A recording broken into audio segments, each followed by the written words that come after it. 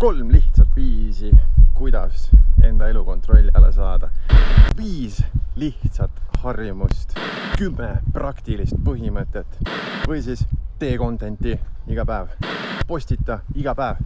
Lihtsalt tee, postita, ära küsi küsimusi. Fuck. Ma eksisin ära vahepeal. Ma ei teadnud enam, mida teha. Ja see, kuidas ma tegutsesin, ei tundunud enam minu jaoks õige. Tundus kuidagi fake, tundus kuidagi mitte mina. Ja põhjusega tegelikult. Ma hakkasin content'i tegema puhtalt vaatamiste pärast, likeide pärast, follow'ite pärast.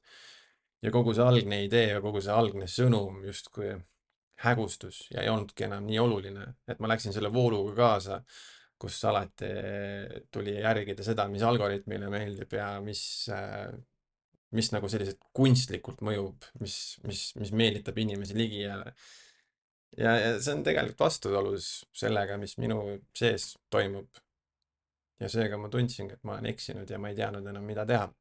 Aga ma tean seda, et ma olen selline mässaja. Mulle meeldib alati teha asju enda äranägemise järgi, enda käekirjaga, mitte nii, nagu keegi teine ütleb või nii, nagu enamus arvab. Mulle alati meeldib niisugust vastuvoolu veidikene ujuda. Ja siis ma sain ka aru, et tuleb kõigest korraks eemale minna. Tuleb üldse algusesse tagasi minna, et üldse aru saada, kus ma siis minemas olin. Ja seda oli nagu nii veider teha, sest alguses meeletu FOMO.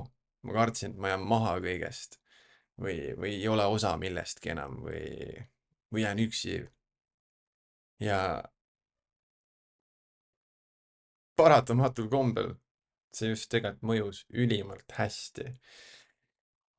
Ma ei teinud mitte midagi, samas ma muidugi tegin hästi palju asju. Ma tegin neid asju, mis mulle meeldib tegelikult teha. Mängisin kitarri, olin hästi palju looduses, veetsin aega lähedastega. Jooksmas käisin, lugesin raamatuid, vaatasin filme.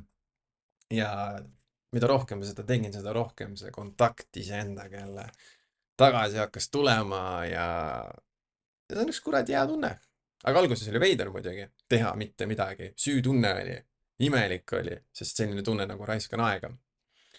Aga mulle sai selgeks see, et kui ma vanad viisi edasi lasen, siis ma eksin täielikult ära, siis ma kaugenen iseennast ja ma põlen läbi.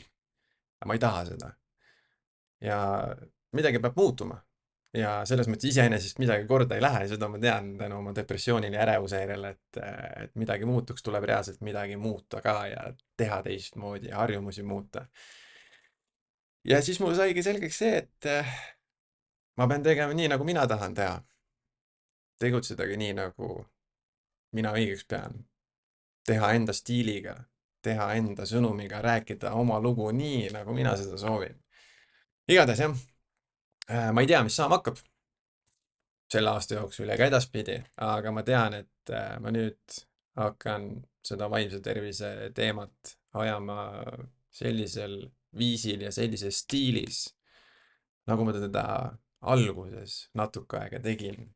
Ja ma usun, et sellest saab üks vinge teekond, sest nüüd on iga päev põnev.